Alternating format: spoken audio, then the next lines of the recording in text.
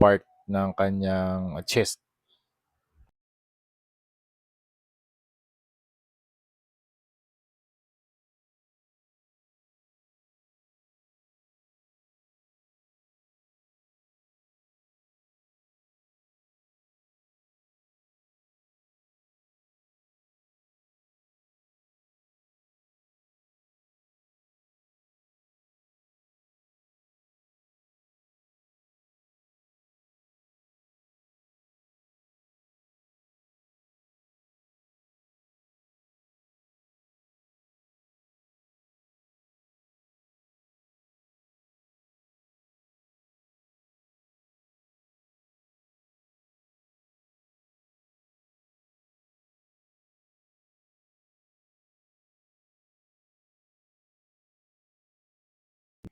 And then we are going to use black para ma-create yung skull design.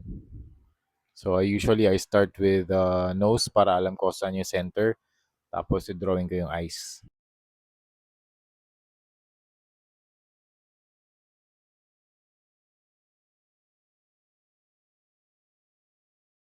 And then the rest pala ginawa ko to sa Facebook Live. So if you want to see yung process, I think 2 hours yun, Facebook Live. My Facebook name is Rain Cifra, so you can watch it there.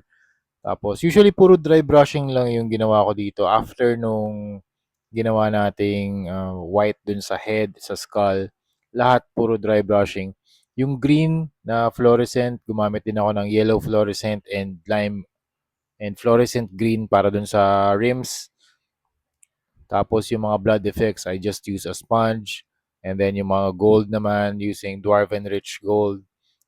Everything is applied using the dry brushing technique. Except dun sa mga sponge na method na ginawa natin for the blood splatters. Pati dun sa eye glow. Sa eyes naman, nag-start tayo sa orange, yellow, tapos white. Para mag-glow yung eyes ng Batcycle and eyes ni Ghost Rider.